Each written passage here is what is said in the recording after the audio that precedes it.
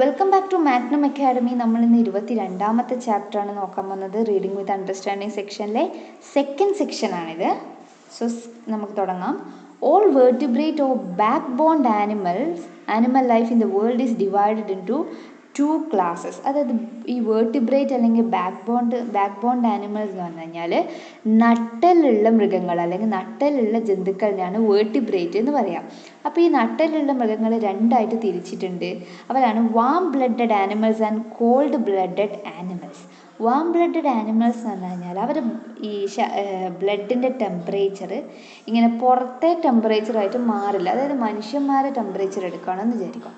ഇപ്പോൾ മനുഷ്യന്മാർക്ക് ഇപ്പോൾ പുറത്ത് നല്ല തണുപ്പാണെങ്കിൽ നമ്മുടെ ബോഡി ടെമ്പറേച്ചർ അല്ലെങ്കിൽ ബ്ലഡ് ടെമ്പറേച്ചർ മാറണില്ല. അപ്പോൾ അങ്ങനെയുള്ള ഒരാൾക്കാരെയാണ് വാം ബ്ലഡഡ് എന്ന് പറയുക. ഇനി അതുപോലെ കോൾഡ് ബ്ലഡഡ് ആണെങ്കിലോ പുറത്ത് എങ്ങനെ ടെമ്പറേച്ചറിന് മാറ്റം വരുന്നു അതുപോലെ അവരുടെ ശരീരോഷ്മാവും അല്ലെങ്കിൽ ബ്ലഡ് ടെമ്പറേച്ചറും മാറും. അങ്ങനെയുള്ളതിനാണ് കോൾഡ് ബ്ലഡഡ് എന്ന് പറയാം.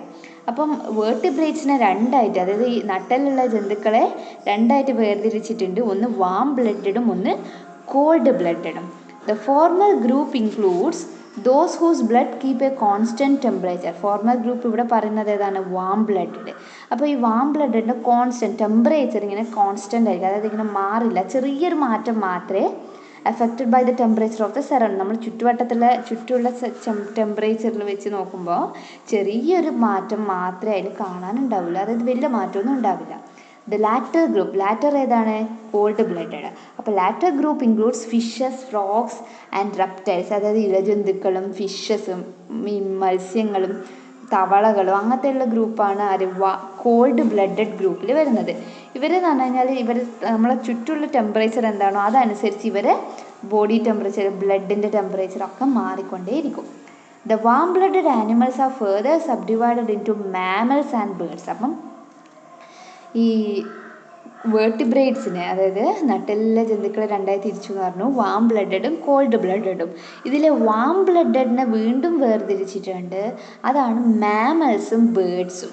അപ്പം mammals including human beings which are covered with hair, bear, live young and suckle them. അപ്പം മാമൽസ് എന്ന് പറഞ്ഞാൽ ആരാണ്? എക്സാമ്പിൾ ഹ്യൂമൻ ബീങ്സ് ആണ്. അതായത് മാമൽസിൻ്റെ പ്രത്യേകത എന്ന് പറഞ്ഞാൽ അവരുടെ ശരീരത്തിൽ രോമങ്ങളുണ്ടാകും, അതായത് ശരീര രോമം വെച്ച് കവർ ചെയ്തിട്ടുണ്ടാകും. പിന്നെ അവർ ബിയർ, ലിവ് യങ്, അതായത് ഈ ഗർഭം ധരിക്കുകയും ചെയ്യും. അതുപോലെ തന്നെ അവർക്ക് ഈ പാല് കൊടുക്കാനുള്ള കഴിവും. അങ്ങനെയുള്ളവരാണ് മാമൽസ് എന്ന് പറയുക. And birds which are covered with feathers Leh eggs and rule makes them hatch with the heat of their bodies. അപ്പോൾ മാമൽസ് എന്ന് പറഞ്ഞാൽ ശരീരത്തിൽ രോമമുള്ളതും അതുപോലെ കുഞ്ഞുങ്ങളെ വയറ്റിലിങ്ങനെ താങ്ങാനുള്ള കഴിവും അവർക്ക് പാല് കൊടുക്കാനുള്ള കഴിവും, ഇങ്ങനെയുള്ള ഗ്രൂപ്പിനെ മാമൽസ് എന്ന് പറയുമെങ്കിൽ അടുത്ത ഗ്രൂപ്പ് എന്ന് പറഞ്ഞത് ബേർഡ്സ് ആണ്. അവരെന്ന് പറഞ്ഞാൽ രോമല്ല അവർ കവറുള്ള, അവർക്ക് ഫുൾ തൂവലാണ്, ഫെതേഴ്സാണ് അവരെ കവർ ചെയ്തിട്ടിരിക്കുന്നത്. പിന്നെ അതുപോലെ അവർ ഈ മുട്ടയിടും, lay eggs and rules makes them hatch എന്ന് പറഞ്ഞാൽ ഇങ്ങനെ അടയിരിക്കുക എന്നല്ല. അപ്പോൾ അവർ ഈ മാമൽസ് പ്രസവിക്കുകയാണെങ്കിൽ എന്ത് ചെയ്യുന്നു? ഇവരിങ്ങനെ മുട്ട ഇട്ടതിന് ശേഷം മുട്ടക്ക് ചൂട് കൊടുത്തിട്ടാണ് ആ കുട്ടി വളരുന്നത്. Birds are the only feathered creatures in the world. അപ്പം ലോകത്തിൽ ബേർഡ്സിനാണ്, പക്ഷികൾക്ക് മാത്രമാണ്, ആ ഗ്രൂപ്പിന് മാത്രമാണ് ഫെതേഴ്സ് ഉള്ളത്, തൂവലുള്ളത്. At first sight it might seem that all birds are same. അതായത് ആദ്യം നമ്മൾ കാണുമ്പോഴേക്കും എല്ലാ പക്ഷികളും ഒരുപോലെയാണ്. They all fly about, builds nest and lay eggs. അപ്പോൾ എല്ലാ പക്ഷികളും പറക്കും, അതുപോലെ കൂടുകൾ ഉണ്ടാക്കും, അത് മുട്ടയിടും, ഇങ്ങനത്തെയൊക്കെ പക്ഷികൾ ചെയ്യുന്നു. നമ്മളപ്പോൾ പെട്ടെന്ന് കാണുമ്പോൾ എല്ലാ പക്ഷികളും ഒരുപോലെയാണെന്ന് ചോദിക്കും. A closer look will show that in fact birds life includes many forms which are very different from one another and which sometimes seem to be a very little relation to another after all. അപ്പം നമ്മൾ സൂക്ഷിച്ച് നോക്കുകയാണെങ്കിൽ നമുക്ക് മനസ്സിലാകും എല്ലാ പക്ഷികളും വേറെ വേറെയാണ്, എല്ലാ പക്ഷികളും വ്യത്യസ്തമാണ്, ഒന്നിൽ നിന്ന് വ്യത്യസ്തമാണ്. ചിലപ്പം രണ്ട് പക്ഷികൾ തമ്മിൽ ചെറിയൊരു ബന്ധം മാത്രമേ കാണുള്ളൂ, ബാക്കിയൊക്കെ അവർ ഒന്നിൽ നിന്നൊന്ന് വ്യത്യസ്തമാണ്. And it includes the tiny hummingbirds which is not bigger than man's thumb. അപ്പം നമ്മളെ ചുണ്ടൻ വിരലിനേക്കാളും ചെറുതായിട്ടുള്ളൊരു പക്ഷിയുണ്ട്, അതാണ്, അല്ലെങ്കിൽ അത്രയും വലുപ്പമുള്ളൊരു പക്ഷിയുണ്ട്, അതാണ് humming bird. Humming bird and the ostrich which stands as high as pony. Pony എന്ന് പറഞ്ഞാൽ കുതിര. അപ്പോൾ ഓസ്ട്രിച്ച് എന്ന് പറഞ്ഞിട്ടുള്ള ഒട്ടകപ്പക്ഷി. ഒട്ടകപ്പക്ഷി എന്ന് പറഞ്ഞാൽ കുതിരേൻ്റെ അത്രയും വലുപ്പം ഉണ്ടാകും. അതുപോലെ തന്നെ പക്ഷി. അപ്പോൾ ഈ ഓസ്ട്രിച്ച് ആയിക്കോട്ടെ ഹമ്മിങ് ബേർഡ് ആയിക്കോട്ടെ ഇതൊക്കെ പക്ഷി ഗ്രൂപ്പിലാണെങ്കിലും ഈ ഹമ്മിങ് ബേർഡും ഓസ്ട്രിച്ചും ഒക്കെ നല്ല വ്യത്യാസമാണ് തമ്മിൽ കാണും. ഒന്ന് ചെറുതാണ്, ഒന്ന് വലുതാണ്. It includes birds which can fly thousands of miles and others like penguins which cannot reach themselves of the ground. അപ്പോൾ ഒരുപാട് എത്രയോ കിലോമീറ്ററോളം തൗസൻഡ്സ് ഓഫ് മൈൽസ് പറക്കാൻ പറ്റുന്ന പക്ഷികളും ഉണ്ട്. അതുപോലെ തന്നെ പെൻഗ്വിൻ പോലത്തെ പക്ഷികൾക്ക് എന്താണ് സ്വന്തം ശരീരം കുറച്ചൊന്ന് ഉയർത്തി പറക്കാനേ പറ്റാത്ത പക്ഷികളാണ് penguins. It includes birds which weave elaborates nest like weaver birds and other which lay their egg straight on the ground without any preparation. അപ്പോൾ ചില പക്ഷികൾ കൂട് ഉണ്ടാക്കിയിട്ട് മുട്ടയിടുന്ന പക്ഷികളുണ്ട്, ചില പക്ഷികൾ മണ്ണിൽ മുട്ടയിടുന്ന പക്ഷികളുണ്ട്. അപ്പോൾ ഓരോ തരങ്ങളാണ് ഇവർ പറഞ്ഞു തരുന്നത്. It includes birds which require highly specialized food like vultures which will only eat dead animals and some others like crows which eat particularly anything except meat. അപ്പം വേറൊരു ഗ്രൂപ്പ് പറയുന്നത് ചില പക്ഷികളുണ്ട് ഈ കഴുകനും അങ്ങനത്തെ, അതായത് മനുഷ്യന്മാരെയും മറ്റു മൃഗങ്ങളെയൊക്കെ ഇറച്ചി കഴിക്കുന്ന ഈ ചത്ത ഇറച്ചി കഴിക്കുന്ന ആ ഒരു ഗ്രൂപ്പ് മൃഗങ്ങളും ഉണ്ട്, പക്ഷികളും ഉണ്ട്. അതുപോലെ കാക്കകളൊക്കെ എക്സാമ്പിൾ എടുക്കുകയാണെങ്കിൽ ലോഹം ഒഴികെ എന്തും കഴിക്കും, മെറ്റൽസ് ഒഴികെ എന്തും കഴിക്കുന്ന ജീവിയാണ് കാക്ക. അപ്പം പിന്നെ സ്പെഷ്യലായിട്ടുള്ള ഫുഡ് കഴിക്കുന്നവരും ഉണ്ട്, അതുപോലെ എന്തും കഴിക്കുന്ന ടീമും ഉണ്ട്. അതെല്ലാം ഒരു പക്ഷി ഗ്രൂപ്പ് പെട്ടത് തന്നെ. It includes birds like domestic hen with whose chick starts running about and scratching for themselves as soon as they hatch, and others like parakeets and eagles whose chick cannot leave their nest for several weeks. അപ്പോൾ വേറൊരു group പറയുന്നത് എന്താ വെച്ചാൽ domestic hen, നമ്മുടെ വീട്ടിലുള്ള കുഞ്ഞു കോഴികളൊക്കെ മുട്ടയിൽ നിന്ന് വിരിഞ്ഞു കഴിഞ്ഞാൽ അവരപ്പം തന്നെ നടക്കാനും തുടങ്ങും. അതുപോലെ അവരപ്പം തന്നെ അവരെ സ്വന്തം ഫുഡ് ഇങ്ങനെ ചില്ലിയൊക്കെ ഫുഡ് കണ്ടുപിടിക്കാനൊക്കെ തുടങ്ങും. പക്ഷേ വേറൊരു ഗ്രൂപ്പ് ഉണ്ട്, ഈ ഈഗിളുണ്ട്, പരുന്തിൻ്റെയും അതുപോലെ പാരാക്കീറ്റ്സ് എന്ന് പറയുന്നത് ഒരു തരം തത്തയാണ്. അപ്പോൾ ഇങ്ങനത്തെ തത്തകൾക്കും പാരാക്കീറ്റ്സിനും പരുന്തുകൾക്കൊക്കെ എന്ന് പറഞ്ഞു കഴിഞ്ഞാൽ അവർ മുട്ടയിൽ നിന്ന് വിരിഞ്ഞു കഴിഞ്ഞാൽ ഒരാഴ്ചയോളം 1, 2, 3 ആഴ്ചയോളം അവർക്ക് ആ കൂട്ടിൽ നിന്ന് പുറത്തിറങ്ങി ജീവിക്കാൻ കഴിയില്ല. അതായത് ആ ഒരു പ്രാപ്തി എത്തണമെങ്കിൽ. ഇപ്പോൾ കുഞ്ഞു കോഴിയുടെ കാര്യമാണെങ്കിൽ എന്തായി അവർക്ക് ജനിച്ച് പെട്ടെന്ന് തന്നെ വേഗം അത് ഫുഡൊക്കെ പരിധിയെടുക്കാനൊക്കെ പറ്റും, ഇങ്ങനെ അങ്ങനെ ചെയ്യാൻ പറ്റും. പക്ഷേ മറ്റവരുടെ കേസാണെങ്കിൽ അവർക്ക് 2-3 ആഴ്ചയോളം കൂട്ടിൽ തന്നെ നിൽക്കേണ്ടി വരും. And finally it includes birds which seem to be unable to live away from the company of man and other which retreat and become extinct as soon as human beings come near the areas in which they live. അപ്പോൾ വേറൊരു group പറയുന്നത്, last group പറയുന്നത് എന്താണെന്ന് വെച്ചാൽ ചില പക്ഷികളുണ്ട് അവർക്ക് തന്നെ മനുഷ്യന്മാരെ സംരക്ഷണം എപ്പോൾ ആവശ്യമാണ്, അതായത് മനുഷ്യന്മാരില്ലെങ്കിൽ അവർ മരിക്കും.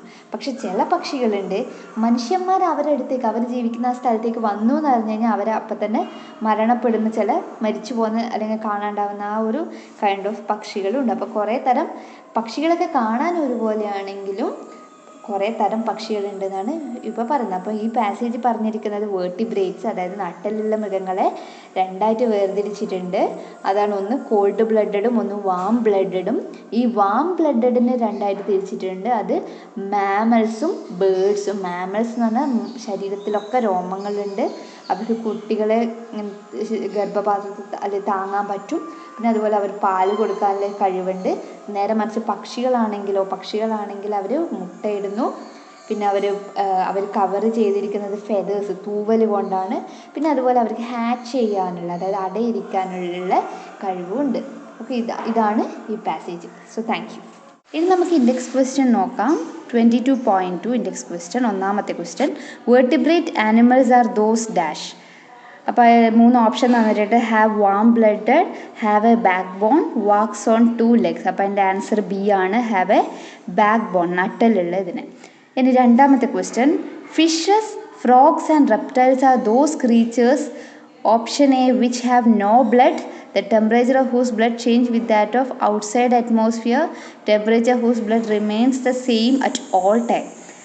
അതിൻ്റെ ഓപ്ഷൻ ബി ആണ് അല്ലേ. ഓരോ ടെമ്പറേച്ചർ, പുറത്തെ ടെമ്പറേച്ചർ മാറുന്നതിന് ഇവരുടെ ബ്ലഡും അല്ലെ ബ്ലഡ് ടെമ്പറേച്ചറും മാറും.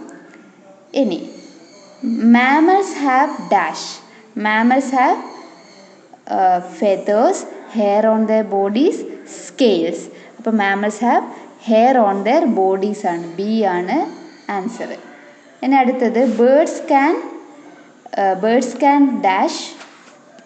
Option A, bear, live young, adopt the young of other species, lay eggs and hatch them. C ആണ് answer, lay eggs and hatch them. ഇനി അഞ്ചാമത്തെ ക്വസ്റ്റ്യൻ, all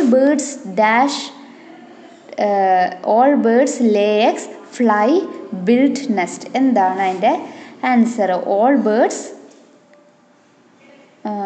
lay eggs ആണ്. ഇനി രണ്ടാമത്തെ question, write T against the statements that are correct and F against the one that are incorrect. അതായത് true or false ചെയ്യാം. all birds are small, false. എല്ലാ ബേർഡ്സും ചെറുതൊന്നല്ല, വലുതുമുണ്ട് ചെറുതുമുണ്ട്. the ostrich is very tall bird. ostrich is a very tall bird. True ആണ്. Ostrich വലിയൊരു പക്ഷിയാണ്.